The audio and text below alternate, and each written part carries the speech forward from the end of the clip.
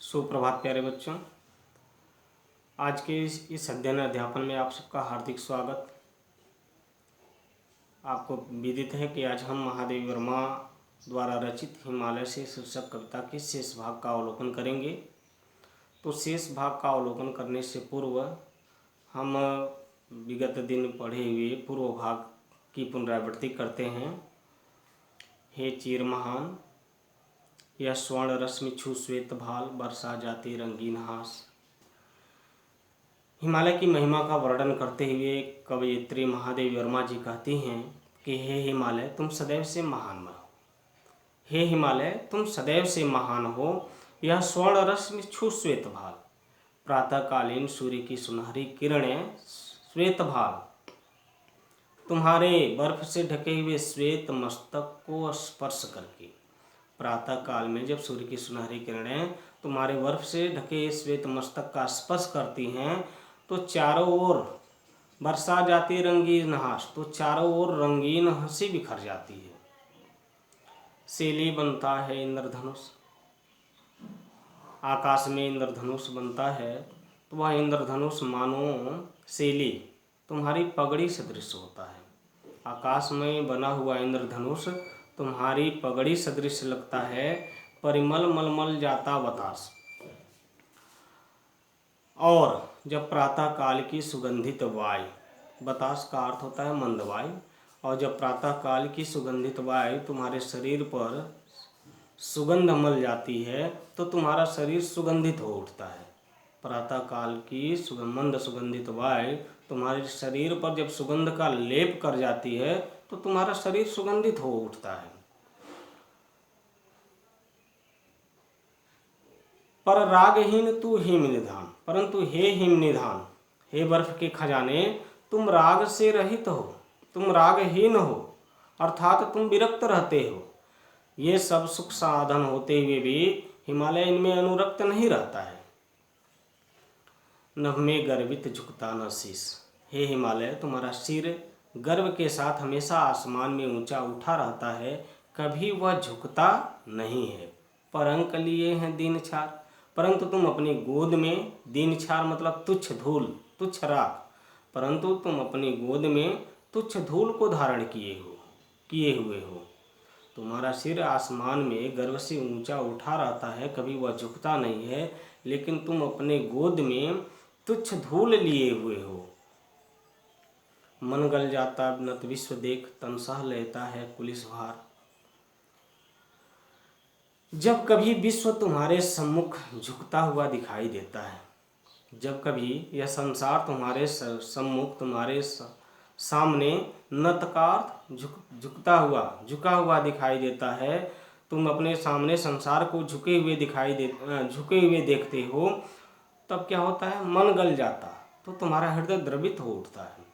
अपने सामने संसार को झुका हुआ देख करके तुम्हारा मन द्रवित हो उठता है। तन सह लेता कुलिस भार,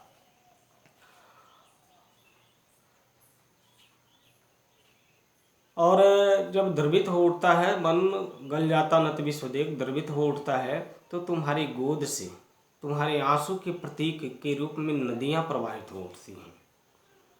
जब तुम्हारे सामने यह संसार झुका हुआ दिखाई देता है तो तुम्हारा मन द्रवित हो उठता है, और द्रवित मन को देखने के लिए, द्रवित मन का आभास तुम्हारी गोद से प्रवाहित नदियों के रूप में हमें होता है।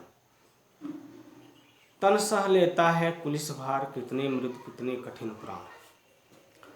तन सह लेता है कुलिस भार, और तुम्हारा शरीर जो है वह कठिन से कठिन, कठोर से कठोर वज्र के प्रहार को भी सहन कर लेता है। तुम्हारा शरीर कठोर से कठोर वज्र के प्रहार को भी सहन कर लेता है। कितने मृदु कितने कठिन प्राण है, इस प्रकार तुम अति कोमल और अति कठोर हो।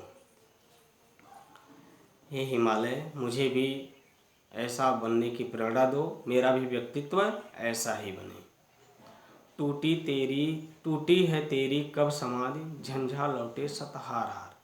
आगे कवयित्री जी कहती हैं, महादेवी वर्मा जी कहती हैं, टूटी है तेरी कब समाधि। कि हे हिमालय, तुम तो एक तपस्वी की भांति समाधि लगाकर बैठे हुए हो। तुम तो एक तपस्वी की भांति समाधि लगाकर बैठे हुए हो। यह समाधि किसी भी आपदा से, किसी भी संकट से, किसी भी बाधा से तुम्हारी टूटने वाली नहीं है। तुम्हारी जो समाधि है वह समाधि किसी भी विघ्न बाधा से टूटती नहीं है। झंझा लौटे सतहार हार। झंझा आंधी तूफान, सैकड़ों बार आंधी तूफान आए, तुम्हें हिलाने डुलाने की कोशिश किए, लेकिन हार करके पुनः वापस चले गए। बह चला दृगों से किंतु नीर, सुनकर जलते कण की पुकार। एक तरफ तो तुम्हारे अंदर इतनी दृढ़ता है, इतनी कठोरता है कि कोई भी विघ्न बाधा तुम्हें हिला डुला नहीं सकती, और दूसरी तरफ क्या है कि तुम इतने सहृदय, इतने भावुक हो कि जलते कण की पुकार सुनकर, पृथ्वी के जलते हुए कण की पुकार को सुन करके तुम्हारा हृदय द्रवित हो जाता है, तुम्हारा हृदय पिघल जाता है, और तुम्हारे आंखों से अश्रु की धारा प्रवाहित होने लगती है। उन पृथ्वी के जलते हुए कणों को तृप्त करने के लिए तुम्हारे आंखों से अश्रु की धारा प्रवाहित होने लगती है। अर्थात अश्रु की धारा मतलब नदियाँ प्रवाहित होती हैं, और वो नदियाँ समतल भूभाग में आकर के पृथ्वी के जलते हुए कणों को शांत करती हैं। सुख से विरक्त दुख में समान। तुम्हें किसी के का दुख देखा नहीं जाता। हे हिमालय, तुम किसी के दुख को देख नहीं सकते, इसलिए सदैव हर किसी के दुख में तुम खड़े रहते हो, लेकिन सुख से, उनके सुख से क्या होते हो, तुम विरक्त रहते हो। उनके सुख में तुम्हारी रुचि नहीं होती है, लेकिन उनके दुख में तुम सदैव उनके साथ खड़े रहते हो। मेरे जीवन का आज मुख तेरी छाया से हो मिला। फिर आगे क्या कह रहे हैं कवित्री? कह रही हैं कि मेरी, हे हिमालय, मेरी अभिलाषा है, मेरी इच्छा है, मेरे जीवन का आज मुख तेरी छाया से हो मिला। हे हिमालय, मेरी अभिलाषा है, मेरी इच्छा है कि मेरे जीवन का तेरी छाया से मुख मिलाप हो, मेरे जीवन का तेरी छाया से मुख मिलाप हो, अर्थात मेरे जीवन में तेरे आदर्श स्थापित हो जाए। कवयित्री महादेवी वर्मा जी कह रही हैं कि हे हिमालय, मेरी अभिलाषा है, मेरी इच्छा है कि मेरे जीवन का तेरी छाया से मुख मिलाप हो, अर्थात मेरे जीवन में तेरे आदर्श प्रतिबिंबित हो। तन तेरी साधकता छूले, मनले करुणा की थाहना। मेरा शरीर तेरी साधकता को स्पर्श करे, अर्थात जिस प्रकार तुम साधना कर रहे हो, मेरा शरीर भी इस योग्य हो जाए कि मैं भी ऐसी साधना कर सकूं। मनले करुणा की थाहना, मेरा शरीर तुम्हारी साधना को स्पर्श करे, यानी तुम्हारे सदृश मेरा शरीर भी साधना कर सके, और मेरा मन तुम्हारी तरह करुणा की गहराई की नाप ले ले। अर्थात मेरा शरीर जो है वो किसी भी परिस्थिति, किसी भी बाधा, किसी भी विघ्न से वो अडिग रहे, उससे लड़ता रहे, डिगे नहीं, विचलित न हो। लेकिन मेरा शरीर बाहर से बहुत कठोर हो, लेकिन अंतर मन जो है, हृदय जो है, वह अत्यंत करुणाशील हो, दया से भरा हुआ हो, करुणा युक्त हो। उर में पावस दीर्घ में विहान। कवित्री क्या कह रही हैं आगे कि हे हिमालय, मेरा उर में पावस, मेरे हृदय में वर्षा ऋतु हो। उर हृदय, मेरे हृदय में वर्षा ऋतु हो, और दृग में विहान, और आँखों में प्रातः काल हो। उर में पावस, मेरे हृदय में वर्षा ऋतु हो, और आँखों में, हृदय में वर्षा ऋतु हो और आँखों में प्रातः काल हो। कवित्री का कहने का तात्पर्य यह है कि दूसरों के दुख को देख करके मेरा हृदय पिघल जाए, और दूसरे के सुख को देख करके मेरी आँखों में चमक आ जाए।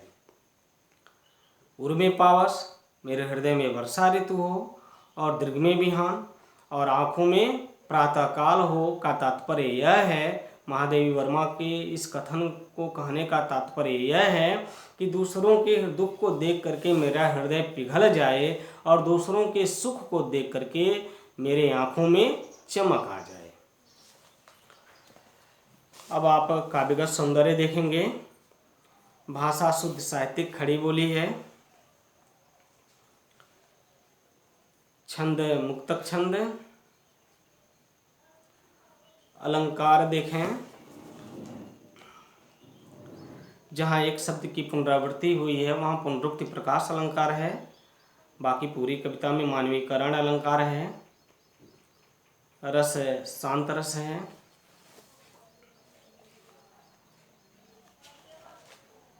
और शब्द शक्ति लक्षणा है। गुण माधुर्य गुण है। तो भाषा शुद्ध साहित्यिक खड़ी बोली, शैली भावात्मक शैली, गुण माधुर्य गुण, रस शांत रस, अलंकार पुनरुक्ति प्रकाश और मानवीकरण, शब्द शक्ति लक्षणा। ये आज आपका हिमालय से कविता पूर्ण हुआ। इसकी संक्षिप्त व्याख्या काव्यगत सौंदर्य के साथ आप अपनी उत्तर पुस्तिका में लिख करके याद कर लेंगे। शेष अगली कविता का हम अवलोकन अगले दिन करेंगे। तब तक के लिए धन्यवाद।